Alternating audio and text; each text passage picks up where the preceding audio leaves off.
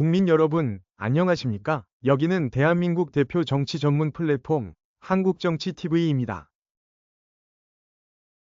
국민의힘 지도부와 친윤그룹, 국회의원들이 주도한 소위 한덕수 대선 후보 교체 공작 이 작전에 들어간 지 하루 만에 실패로 돌아갔습니다. 이에 앞서 최근 상권으로 불리는 권영세 비대위원장과 권성동 원내대표 등 국민의힘 지도부는 한덕수 단일화 공작을 추진해왔습니다. 약 60명에 이르는 친윤그룹 위원들도 가담한 것으로 알려진 이 한덕수 단일화의 실체는 김문수 대선 후보를 한덕수 후보로 교체하는 것이었습니다. 이 한덕수 단일화를 밀어붙이기 위해 쌍권과 친윤그룹 위원들은 5월 10일 오전 0시를 기해 김문수 후보의 대선 후보 자격 박탈을 위한 비상대책위원회를 개최했습니다. 이어서 오전 2시 30분에는 김문수 후보의 대선 후보 선출을 취소한다는 결정을 내렸습니다. 오전 3시 20분에는 한덕수 전 총리가 국민의힘에 입당하고 새로운 대선 후보로 등록했습니다. 오전 4시 40분에는 비상대책위원회가 한덕수 전 총리의 대선 후보 등록을 의결했지요. 그리고 10일 오전 10시부터 대선 후보 교체 찬반 전 당원 투표에 들어갔습니다.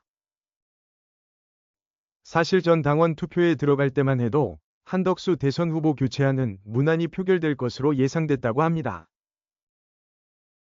과거에 국내 정당에서 지도부가 추진한 찬반 투표가 부결된 사례는 찾아보기가 어렵기 때문이었습니다. 그렇기 때문에 한덕수 대선 후보 교체의 한쪽 당사자였던 김문수 후보조차 이 당원 투표가 당원들의 찬성이 과반수를 넘는 가결로 결론이 날 것으로 예상했다고 밝힐 정도였습니다.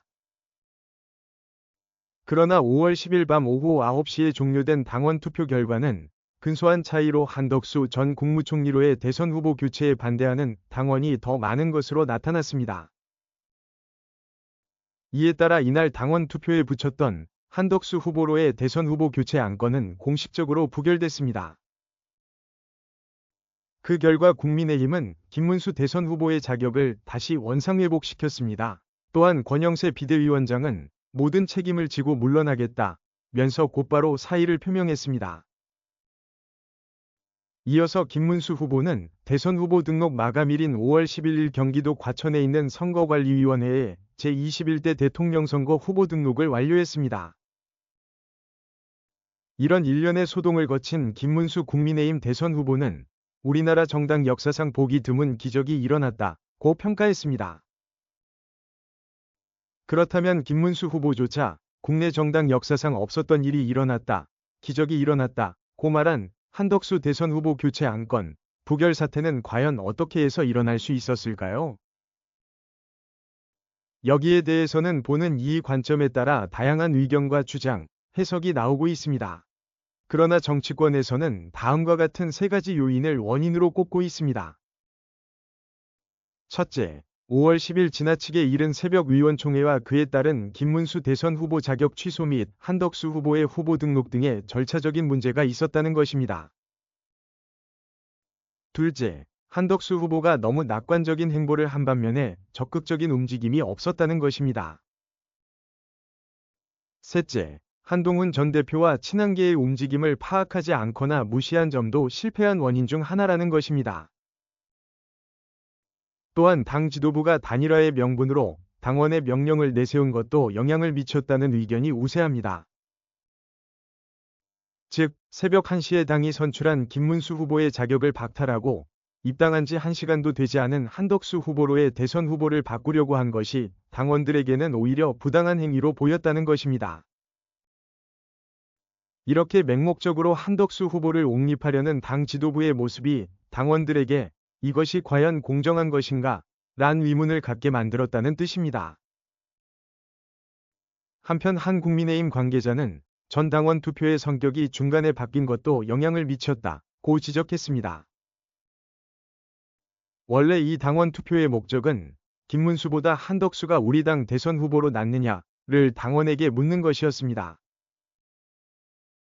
그러나 5월 10일 새벽에 일련의 후보 교체 소동이 발생하면서 이런 후보 교체가 절차적으로 정당하냐, 이것을 당원들이 인정할 것이냐, 라는 추인 투표의 성격으로 바뀌었습니다.